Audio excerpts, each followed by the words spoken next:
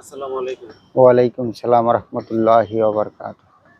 আপনি কোন দরবারের মুরিদ এবং আপনার পরিচয়, আপনার পীরের পরিচয় একটু ব্যাখ্যা করে বলেন। আমি হোমনা পাক দরবার শরীফ হযরত বাহাউদ্দিন শাহর মুরিদ। আমি হোমনা পাক দরবার শরীফের পক্ষ হইতে সকল এলাকাবাসীকে আমি দিলাম আসসালামু আলাইকুম ওয়া রাহমাতুল্লাহি ওয়া বারাকাতুহু। আপনার নাম? আমার নাম মোহাম্মদ শাহ আলী। আমার বাড়ি গ্রাম খালিয়ারচর। আমি একটা পাগলের ছেলে। আমার মা আমার বাবা এই পাগলের কাতারে ছিল। আমি যখন আমার বয়স হলো, আমার মা একজনের কাছে হাত ধরাইবে গুরু খুঁজছে। অনেক দিন যাবৎ খুঁজতে খুঁজতে এই পাগলের সাক্ষাৎ পাইল। পাগলের সাক্ষাৎ পাওয়ার পরে আমার মা বলছে, বাবা তোমার একখানে দেওয়ার জন্য আমি বহুত বিশ্রেছি। কিভাবে সাক্ষাৎটা পাইলো, কার মাধ্যমে? এই আমাদের এলাকায় আমার মার বন্ধু মহলা ছিল, ওনাগোর সাথে হযরত গনিশার দরবারে গেছিল। ওই দরবারে যাওয়ার পরে হযরত বাহাদুর শাহর কাছে ওনারে দেখা আমার মার মন জ্ঞান বইছে যে বাবা আমি একটা পাগল পাইছি, আমি ওই পাগলের কাছে তোমারে দিমু। তখন মারে আমি বলছি, মা ঠিক আছে তুমি যখন বলছো আমি যাবো। আমি গেলাম হযরত গনি মাস্টারের দরবারে। যাইয়া আমি সারা রাত্র একদিনে তাকায় রইলাম। আমি এক খাড়াই ছিলাম সারা রাত্র। ওনার কিছু অলৌকিক ঘটনা আমি দেখলাম। রাত্রে 9টার পর হইতে 12টা পর্যন্ত তার রূপটা আমি একরকম দেখছি। রাত্রে 12টা হইতে 1টা 2টা পর্যন্ত আমি তার রূপটা আরেক রকম দেখছি। প্রথম কি রূপে দেখছেন আর দ্বিতীয়বার কি রূপে দেখছেন? তো আমি প্রথম তার রূপটা দেখছিলাম সামাজিকভাবে আমাদেরকে নিয়ে যেইভাবে চলাফেরা করবে বা আমাদেরকে যেইভাবে তালিম তাসওয়ার দিবে, সাধারণভাবেই ছিল দেখছি। এরপরে তার চেহারার মধ্যে এমন একটা নুরানি ভাব ধরলো। ওই সময় আমি আর তার এই অলৌকিক ঘটনা দেখে আমারও মন জ্ঞান তার প্রতি আমার বসলো। ভালো লাগা কাজ করলো কি? জি। তারপর? এরপরে যখন সকাল হইছে আমি ওনার কাছে মুরিদ হইলাম, আমার মা দিছে। আমি ওইখান থেকে মুরিদ হইয়া আসছি। এখন আসার পরে আমার মন জ্ঞান সর্বক্ষণ এই হোমনা আসার জন্য সবসময় ব্যাকুল হয়ে থাকতো। আমি আমার এলাকা হইতে আইতে একটা নদী পড়ে, আমি এই নদী সাঁতরাইয়া কমপক্ষ 7-8 বার আমি এই দরবারে আসছি। আসা যাওয়ার 7 বার আসার পরে একদিন আমি আসছি, আমার দরবারে ডাক দিছি। পরে উনি একজন দরবারের লোক ছিল, ওই লোক বলতেছে যে আপনি কইতে আসলেন। আমি কই ভাই আমার বাড়ি গ্রাম খালিয়ারচর, আমার নাম শাহ আলী। তখন বাজান রে বললো, বাবা শাহ আলী খালিয়ারচর থেকে আসছে। তখন বাজান আসছে আমার কাছে, বলছে শাহ আলীকে আমি তো চিনি না। যখন চিনে না বলছে, তখন তার পরনে ছিল একটা গামছা, হয়তো উনি কোনো কর্মক্ষেত্রে লিপ্ত ছিল। এখন ফ্রেশ ট্রেশ হয়ে এখন উনি আমাকে ডাকছে, আসো ঘরে আসো। গেলাম, যাওয়ার পরে বলতেছে, তুমি যে এই যে রাত্র করে নদী হাতড়ায় আসো, তুমি কি এই কষ্ট পাও না? তোমার থেকে পরিশ্রম লাগে না? আমি কই বাজান এগুলি আমি ঠিক পাই না। তখন বলছিল যে তুমি যে ঠিক পাও না, কি কারণে ঠিক পাও না? তুমি কি মনে করো তুমি একাই হাতড়াও? এইভাবে আর কখনো আসবা না। এইভাবে আসলে তোমরা এইভাবে পাগলামি করে ছুটলে আমারও কিছু কষ্ট হয়। তখন তার এরকম কিছু অলৌকিক ঘটনা দেখছি। আরো তার অনেক গুণ আছে, যা বলে শেষ করা যাবে না। আমার জীবনে আমি আপনি তার কত গুণ, বছর আগে দেখছেন? আমি এখানে 24 বছর হয়। মুরিদের পরে আপনাদের কি ধরনের দিক নির্দেশনা উনি দিত? মুরিদের পরে উনি যে দিক দিত আমাদেরকে, এখানে নিজেকে কন্ট্রোল করার মতন, নিজেকে চিনার মতো, নিজেকে জানার মতো আমাদেরকে অনেক কিছুই উনি বুঝাচ্ছে, এখনো বুঝাচ্ছে। তো আমরা নিজেকে যে কন্ট্রোল করবো এটা কিভাবে সম্ভব? এটা সম্ভব, নিজেকে চিনতে গেলে জানতে গেলে চাইলে তো আমরা পাপ থেকে বিরত না থাকতে পারি না। পারি না, এটা কিন্তু কিভাবে এটি সম্ভব? সম্ভব হয় যে জিকিরগুলি আছে। আমরা যদি সময় নিয়ে সারাদিন নানান কাজে লিপ্ত থাকি, যখন আমরা বিছনায় শুয়ে পড়বো, রাত্র নিদ্রায় যাব, ওই টাইমে তো আর আমাদের কোনো কাজ থাকে না। তখন ওই সময় যদি আমরা কোনো লোক যদি কষ্ট করি যে 1 ঘন্টা সময় দিব দয়ালের প্রতি, আল্লাহর প্রতি বা আমার নিজের প্রতি, 1 ঘন্টা 1.5 ঘন্টা, ওই সময়টার ভিতরে যদি আমি আমার গুরু ধ্যান দিয়া আমার আল্লাহকে স্মরণ কইরা আমরা ওই সময় যদি আমার গুরু আমাদেরকে যেইভাবে তালিম তাসওয়াদগুলি শিখাচ্ছে আমরা যদি ওইভাবে জিকির আজকারগুলি করি, নিজেকে মনে হয় আমরা নিজেকে পরিশুদ্ধ করতে পারি। নিজে নিজে একটু আমাদের মনে হয় যে আমরা নিজে নিজে কিছু হেদায়েত প্রাপ্ত হয়ে যাই, আমার তে এরকম অনুভূতি লাগে। তো আমরা এইভাবে চলতেছি, আল্লাহ চালাইতেছে, হযরত বাহাদুর শাহর উসিলায় এখনো আমরা আছি, থাকবো। আপনি ওনার প্রতি আপনার প্রেম কিরকম? ওনার প্রতি প্রেম এটা তো বইলা বুঝান যাবে না। ওনার প্রতি আমার মনে হয় এই পৃথিবীতে ওনার চেয়ে বড় পাওয়ার আমার জীবনে আমার কিন্তু কিছু আর হয় নাই, আর হবে বলো আমি আশা করি না। এই যে আপনার ওনার প্রতি একটা প্রেম ভালোবাসা আছে, যে আমি ওনার জন্য জীবন দিতে প্রস্তুত, জি। এই প্রেমটা আপনি কিভাবে জায়গায় তুললেন নিজের মধ্যে? নিজের মধ্যে জায়গায় তুলছি, আসলে নিজের মধ্যে তো কি জায়গায় কর্ম তুলছি করছেন না। আপনি যে আপনার এত প্রেম জানলো? এই কি কর্ম বলতে ভাই, আমরা নানান কাজে লিপ্ত, তারপরও গুরু ধরছি, গুরু ধ্যানে সবসময় থাকি। যে কোনো কাজ করি দয়ালের নামের উপরে করি, যে কোনো ফসল লাগাই দয়ালের নামের উপরে লাগাই, গরু বাছুরও যদি বাড়িতে পালি ওনার নামের উপরে বাজারে যাই, টাকাও যদি গরুলারে ঋণ দেই ওনার নামের উপরে দিই, সব ওনার নামের উপরে করি। এইভাবেই চলতেছি, আল্লাহ চালাইতেছে। এভাবে চলতে গেলে আপনার প্রচলিত ফলাফল কি আসে? ফলাফল এখন ফলাফল এতটুকুই, আমাকে কেউ এই পর্যন্ত আমি কোনো বিপদগ্রস্ত হই নাই, আমি কোনো বিপদগ্রস্ত হই নাই। আমি আমার এলাকায় খুব শান্তি আছি, সবাই আমাকে আদর করে, সবাই ডাকে। আমি মনে করি এটা হযরত বাহাদুর শাহ বাবার উসিলা। এখন একটা মানুষ আউলিয়াদের কাছে আশ্রয় নিলে তার কি লাভ হতে পারে? অলিয়া উলিয়ার কাছে কোনো ব্যক্তি আশ্রয় নিলে আমরা মায়াময় জগতে আমরা যে 84 একটা ফেরে পড়ে রয়েছি, মানে আমরা যে দিন জন্মগ্রহণ করছি ওই সময় আমরা একটা 84 ফেরে পড়ে থাকি। এখন এই 84 ফেরটা কাটতে গেলে ওইটার থেকে বাঁচার উপায় হইলে একটা গুরুর আশ্রয় থাকতে হয়, যার জন্য একটা গুরু ধরতে হয়। গুরু ধরে এই 84 ফেরটাতে, এটা হলো এই 84 ফের হইতে মুক্তি পাওয়ার রাস্তায় একটা গুরু আশ্রিতে থাকা, যার জন্য আমরা গুরু নিছি। আমরা হযরত বাহাদুর শাহকে পাইছি, আমরা তার ছায়ায় আছি। এখন আমরা 84 ফের থেকে আমরা একটু মুক্ত আছি আমি মনে করি। আজকের যুগে আপনার অনেক মানুষের সবকিছু থাকা সত্ত্বেও অন্তরে কেন শান্তি আসে না? অন্তরে শান্তি আসে না, সবকিছু থাকার পরও অন্তরে শান্তি আসে না। সে একাধিকভাবে গুরুকে মানতে পারে না, আল্লাহ কি জিনিস বুঝে না। যদি বুঝতো জানতো তাইলে তার ভিতরে শান্তি এবং সফুর যাহাকে বলে, তাইলে উনি সফুর থাকতো। সবকিছু থাকার পরও মানুষের কাছে শান্তি নাই, কেননা তার মন ঠিক নেই। যদি তার মন ঠিক থাকে, তার সবকিছু না থাকলেও রাস্তায় বাস করলেও তার কাছে শান্তি থাকে। মানুষের অন্তরে যে 6টা ঋতু আছে, এই ঋতু সম্পর্কে কিছু বলে? মানুষের কাছে যে 6টা রিপুর সম্বন্ধে কথা আসছে, এই যেরকম আপনার চোখের একটা কুদৃষ্টি, কানের একটা কুশোনা, মুখের একটা কটুকতা বলা, হাতের যেরকম একটা গঠন চলা, পায়ে যেরকম চলার একটা শক্তি আছে, এগুলি যদি আপনার চোখের দৃষ্টি শক্তি যদি আপনার কোনো কুপোতে যায় তাহলে এই পায়ের দ্বারায় ক্ষতি হইতে পারে। যেরকম পায়ের দ্বারা যদি ওইটার কাছে যায় তাহলে হাত দিয়া ধরলে হাতের ক্ষতি হইতে পারে।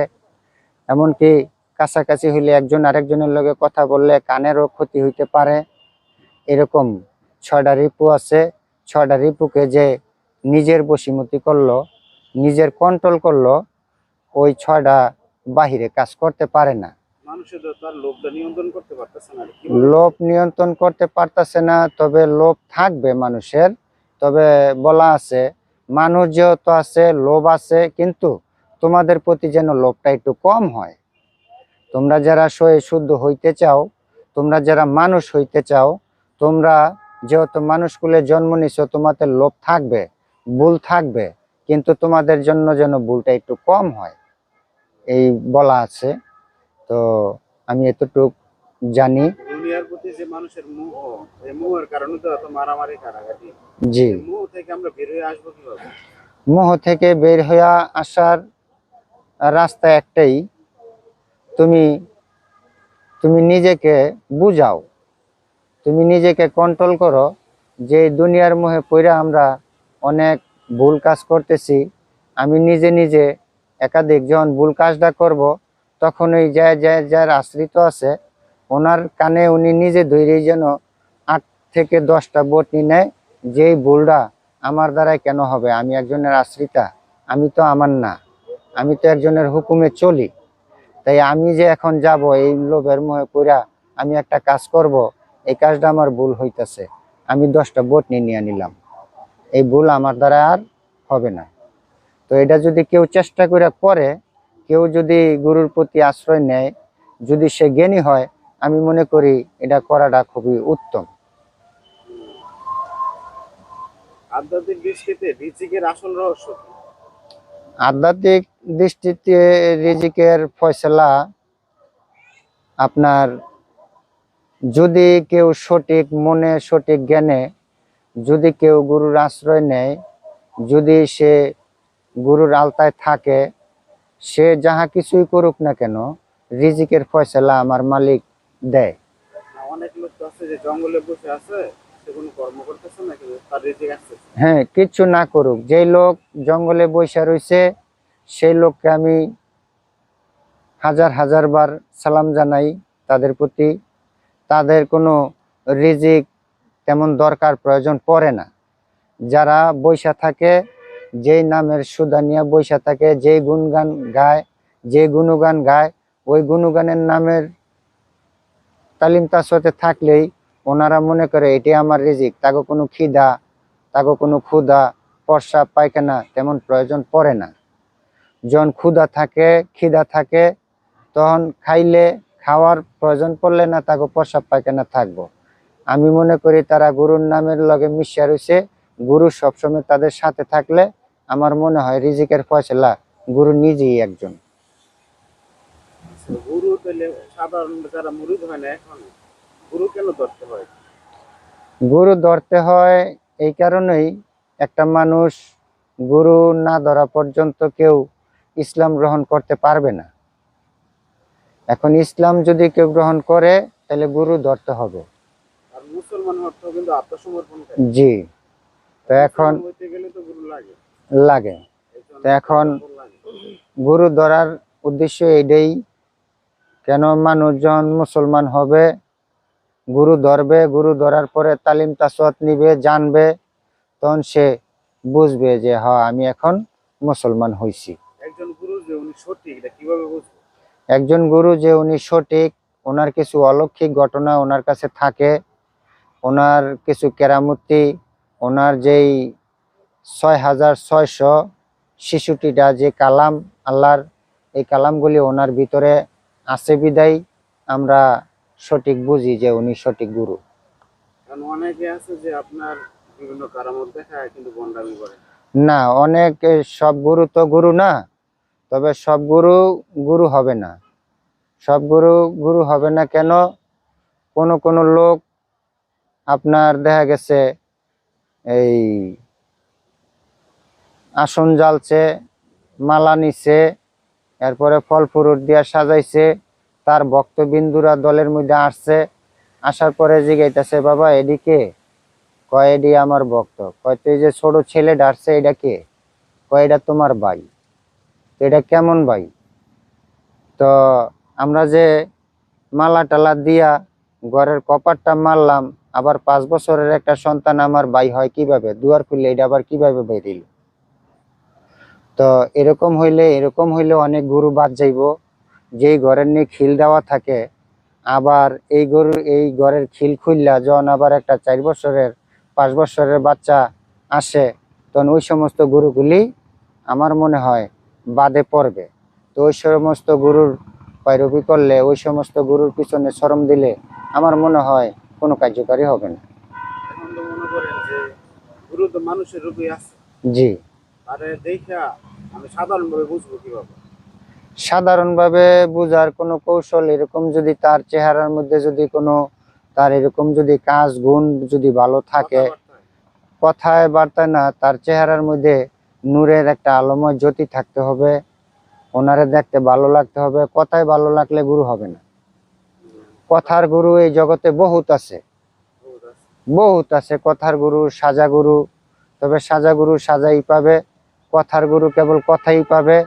আসলে প্রকৃতভাবে গুরু যারা, তাদের একমাত্র নুরানি চেহারা দেখেই চিনতে হবে, একমাত্র তাদের নুরানি চেহারা দেখেই সবকিছু বুঝতে হবে।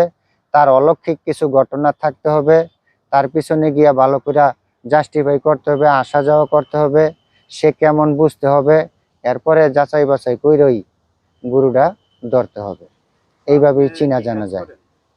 আমি আমার বাড়িতে ছোট্ট একটা দোকান চালাই, এই 2-3টা গরু আচ্ছা, বাছুর ব্যবসা পালি। প্রতিষ্ঠান, যারা চাকরি বাকরি করে, সংসার আছে, এগুলার মধ্য দিয়া আপনার যে আধ্যাত্মিক একটা চর্চা আছে, এটা কিভাবে করতেছে? এটা আধ্যাত্মিক চর্চা যে আমি সর্বক্ষণই আমি যে কোনো কাজ করি, আমি সবসময় কাজ করি হাতে পায়ে, কিন্তু আমার মুখ দিয়া, আমার চোখ দিয়ে, আমার হাত দিয়ে আমার কাজ আমি করি। এগুলা থেকে মানুষ মুক্ত হবে কিভাবে? এগুলো থেকে ক্ষেত খামার হইতে মানে মারামারি কাটাকাটি শোধ রাহাজানি এগুলি থেকে মানুষ মুক্তি হয় তখন, যখন মানুষ একটা গুরু আশ্রিতে থাকে, নিজেকে পরিশুদ্ধ করার জন্য পরিশুদ্ধ হইতে যায়। তো পরিশুদ্ধ হইতে গেলে পরিশুদ্ধ একটা মানুষ হইতে হয়। তো এখন নিজে পরিশুদ্ধ হবে কেমন? পরিশুদ্ধ হওয়ার রাস্তা এটাই যে আজকাতে আমি গুরু ধরছি, আমি এই কাজগুলি আর করব না, এই পথে আর পাও বাড়াইব না, যে পথে আমি পাও বাড়াইছি আমি ওই পথে অগ্রসর হব। এরকম হইলে হয় মানুষ। এখন ওনার সম্পর্কে আপনার অলৌকিক আর কি কি বিষয় জানা আছে? অলৌকিক ঘটনা ওনার বিষয়ে এতটুকু আমার জানা আছে, অতি ফার্স্টে যখন আমার একটা সমস্যা ছিল, আমি তখন নদীতে মাছ মারতাম, খেও কাটতাম, আমাদের দেশে খেও বলে। তো খেও কাটতাম, আমার ডাইন নাকটা, একটা ছিল যে জাল দিয়া যে উপরের দিকে বলে হ্যাঁ হ্যাঁ হ্যাঁ হ্যাঁ, নদীর মধ্যে এই যে জব বেইরা আস্তে আস্তে মাঝখানে জালগুলা খায়, পরে হ্যাঁ পরে উঠায়। তো ওই খেও কাটতাম, ওই খেও কাটার সময় আমার এই ডাইন নাকটার মধ্যে একটা গোড়া হয়েছিল। তখন আমার নাকটার মধ্যে আমি টাচ লাগাইতে পারি নাই, অনেক দিন যাবত এই কষ্ট করছি আমি, অনেক ডাক্তারের কাছে গেছি। আমারে ডাক্তার বলছে যে এই নাক অপারেশন করান লাগবো। বেশি বড় হইলে তো অপারেশন করান লাগবো। তখন আমি আমার বাজানের কাছে আসছি অনেক কষ্টের ব্যাপার নিয়া, বলতে ভয় পাইছি তখন। তখন বলছি বাজান আমি একটা কথা বলতাম। কয় কি কইবা কও? আমি কই বাজান আমি তো এই নাকটা নিয়ে অনেক দিন যাবত ভোগতেছি, আমি অনেক ডাক্তারের কাছে গেছি, এখন আমি এই নাকটা হাত লাগাইতে পারি না, মানে ডাক্তার বলছে আমার এই নাকটা নাকি বলে অপারেশন করা লাগবো। তখন বাজান আমার নাকটারে হাত দিয়া ধইরা একটু দেখলো, দেওয়ার পরে আমারে কইতাছে ডাক্তার কি বুঝা কইলো যে এটা অপারেশন করান লাগবো। তো আমি কই বাজান কি বুঝা কইছে এটা আমি জানি না। তখন কইছে তুমি কি কাজ করো? আমি কই বাজান আমি তো নদীতে মাছ মারি, খেও কাটি। কত খেও কাটো? এই যে বড় বড় এই যে কোটটা জালে না? আমি কই হ বাজান জালে। কয় তুমি তোমার এই বৃদ্ধ আঙ্গুল দিয়া এই 7 দিন এইভাবে সেট নিবা। আল্লাহর রহমতে আমি 3 দিন নিছি, পরে আল্লাহর রহমতে এই যে আমার ভালো হয়েছে, আজও পর্যন্ত ভালো। আমি এই পর্যন্ত আর এটার বিষয় নিয়ে কোনো কিছু করি নাই। আরেকটা অলৌকিক ঘটনা দেখছি, আমি যারে নিয়ে ঘর করি, আমার যে সহধর্মিনী, ওনার কোনো রোগ ছিল কিনা, আমি বহুত মেডিকেল নিছি, এক্সাই করাইছি, কোনো রোগ উঠে না। মাথাটা চিল্লে কামড়াইতো, দাঁড়া দিয়ে এক সাইড সবসময় ধরা থাকতো, আর চিল্লে মিল্লে কাইন্দা কাইটটা অনেক বিনাশ হয়ে যেত। তখন আমরা অদৃশ্য হইয়া এই ডাক্তারের কাছে ওই ডাক্তারের কাছে দৌড়াইতাম। যখন আর দৌড়াইয়া টাকায় পয়সা ভাঙ্গা আর বের পাইতাছি না, তখন বাজানের কাছে আনছি। বাজানের কাছে আনার পরে সবকিছু বিস্তারিত ভাঙ্গা কইলাম বাজান বহুত টাকা পয়সা ভাঙছি, এখন কি করা যায়, এটা যে কি কোনো মেডিকেলে আমাদেরকে এই পর্যন্ত পরীক্ষা নিরীক্ষা দিতে পারে নাই। এখন আপনার এখানে আসছি, হয়তো আসছো ভালো হয়েছে, আজকে থাকো। আজকাল রাত্রটা রইলাম, রাত্রটা থাকার পরে সকালবেলাই ভালো। এই পর্যন্ত আজকা প্রায় 10-15 বছর হয় ভালো হয়েছে।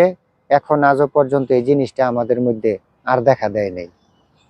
এরকম কিছু অলৌকিক ঘটনা আমি ওনার কাছে দেখছি। কখনো স্বপ্ন যোগে কোনো বুজুর্গ লোকের সাক্ষাৎ পেয়েছেন? কখনো আল্লাহর বুজুর্গ লোকের সাক্ষাৎ পাইছি বলতে, হ্যাঁ পাইছি। এরকম এটা যদি ব্যাখ্যা করতেন। এটার ব্যাখ্যাটা এতটুক, আমার বাবা বলতেন, আমার বাবার বন্ধু মহলগুলোকে বলতেন যে আমার একটা ছেলে আছে সাহালি কইরার নাম, ওই ছেলেটারে দেখতে যাব। তো এখন আমার বাবার লগে প্রায় 16-17 জন লোক, বিরাট বড় বড় লাশ আসছে আমার বাড়িতে আমারে দেখার জন্য আসতে গিয়ে এখানে আরো অলৌকিক কিছু ঘটনা ঘটছে। আমাদের বাড়ির যে গাড়টা ছিল, এই গাড়টা দিয়ে উঠতে গেছে, এখন সারা বাড়ি বাদ দিয়া ছিড়ানো ছড়ানো, যাতে ওনারা উঠতে না পারে, এরকম ছড়ানো ছিড়ানো ছিল। তো ওনারা আল্লাহ জানে ভালো, ছোট ছোট কবুতরের মতন কয়েকটা পাখি আইসা দেহে বাদগুলির ঠোকরায় খাইয়া উড়ানটারে পরিষ্কার করে দিল। ওই মুহূর্তে গিয়া উঠলো। কিছু মানুষ কইতেছে না ভালো, তো কেউ মাথায় হাত বুলাইলো, কেউ হাত বুলাইলো না, দাঁড়ায় রইলো। তো আমারে দেখে আসছে। আরেকটা অলৌকিক ঘটনা আমি দেখছি, যাহা আমার বাজান হযরত বাহাদুর শাহ আমার চোখ দ্বারায় আমি দেখি নাই। আরেকটা অলৌকিক ঘটনা আমি ওনার কাছে দেখছি। আমি যখন ওনারে হৃদয়ে মনে জ্ঞানে সর্বক্ষণ আমি তারে ভাবি, একদিন আমি দেখতেছি উনি 4 জন ব্যক্তি নিয়া, মানে তাস এইভাবে হাতে নিয়ে রাখছে, খেলার একটা বান, তাসগুলি এইভাবে চেহারায় রাখে দিছে। এখন আমার তৈল তার দিকে ফলো। তো সে যখন তাসগুলি এইভাবে রাখছে, যখন আমি তার চোখে চোখে চোখ পড়ে গেছে গা, আমি ওনারে ভক্তি দিচ্ছি। ভক্তি দেওয়া এই ওনার চোখে চোখে চোখ পড়ার পরে সে খালি হাত দিয়ে এইভাবে ইশারা দিছে সামনের লোকটি একটু সরার জন্য। তো ওই লোকটি সরার পরে আমি ওনারে একটা ভক্তি দিছিলাম। এরকম একটা দৃশ্য আমার বাজানের হযরত বাহাদুর শাহর সাথে আমার এরকম একটা সাক্ষাৎ হয়েছিল। আপনার পিতা কি দরবারে মধ্যে ছিল? আমার বাবা, না, আমার বাবা একটা পাগল ছিল, গান বাজনা করত। আমার বাবা ধনিরামপুরি আমার দাদার ওইখানে প্রতি বৎসর যাইত। উনি জীবিত থাকাকালীন সর্বক্ষণ, মানে প্রতি বৎসরের ন্যায় ওই জায়গায় যেয়ে আমার বাবা গান করত। ওনার সম্পর্কে কিছু বলেন, তার আমল আখলাক চরিত্র কেমন ছিল? এই আমার বাবা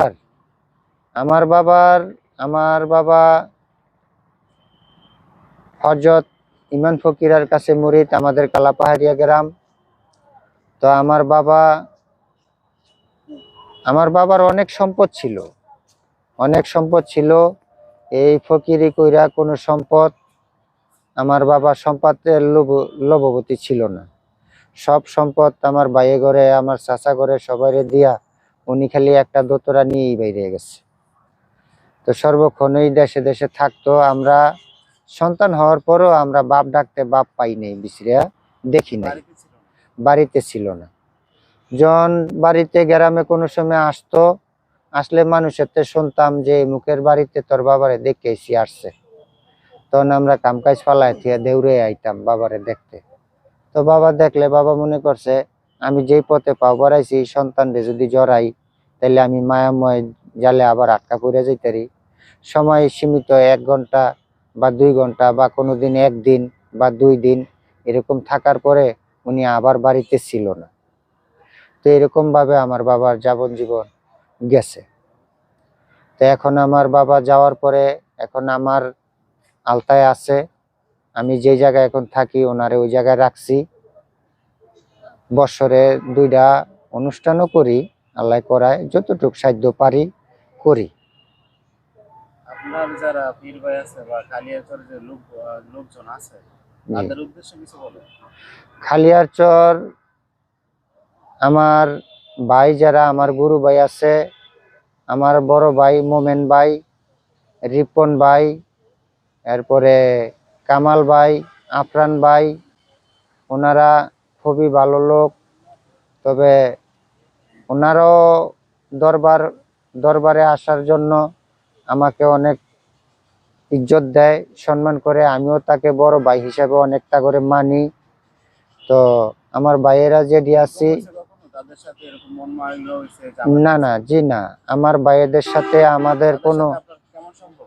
আমাদের ভাইয়ের সাথে যেরকম রক্তের যেরকম একটা সম্পর্ক থাকে, আমরা গুরু ভাই তার চেয়েও আমার মনে হয় আরো অনেক বেশি ঊর্ধ্বে আমরা আছি বর্তমান। বিভিন্ন সময় ধরে রামপুরে অনুষ্ঠান করেন, অনুষ্ঠান করতে গিয়ে কোনো না বাধা না পরিস্থিতি সৃষ্টি হয়েছে কখনো? না না, আমার কখনো আমাদের ভিতরে এরকম হয় না। যেরকম বাহাদুর শাহ কারো এই ভিন্ন না, আমাদের মধ্যে এরকম কেউ কারোকে আমরা ভিন্ন বাসি নাই, এখনো হয় না। কেউ খাইয়া থাকলো আলহামদুলিল্লাহ, কেউ না খাইয়া থাকলো আলহামদুলিল্লাহ। আমরা ভাই একজন শান্তি থাকলে আমরা সবাই শান্তি। একটা আমাদের অনেক ভিতরে সময় একটা এরকম ঘটনা একটা, শুনি যে ওইখানে একটা ভক্তের জানাজা দেরি হয়েছিল, জানাজা হিসাবে দেওয়ার কথা ছিল, পরে দেরি করে গেছিল। এই ঘটনাটা সম্পর্কে আপনি জানেন? আমাদের এলাকায় তাহলে হচ্ছে ওটার বিষয়ে আমার জানা নাই। যে হুজুরে বলছিল যে জানাজা দেওয়ার কথা, যাইতে দেরি হয়েছিল, পরে একটা নাকি দুইটা বাজে জানাজা যাইতে। ওইটার বিষয়ে আমি সঠিক জানি না, ওটার ব্যাখ্যাটা আমি দিতে পারবো না, কেননা এটা আমি শুনিনি। আচ্ছা, আপনার আর কি আছে এরকম, আর কোনো প্রত্যক্ষ করছেন ঘটনা? ঘটনা তো তার ঘটনা, তার দৃশ্য তো এগুলি ভাই বললা শেষ করা যাবে না। মনে হয় আমার জীবনও আমি তার গুণ গাইয়া শেষ করতে পারবো না। তো আমি এতটুকুই বলতে চাই, হোমনা পাক দরবার পক্ষ হইতে সবাইকে আমি সালাম জানাই। আসসালামু আলাইকুম ওয়া রাহমাতুল্লাহি ওয়া বারাকাতুহু। ভালো থাকবেন।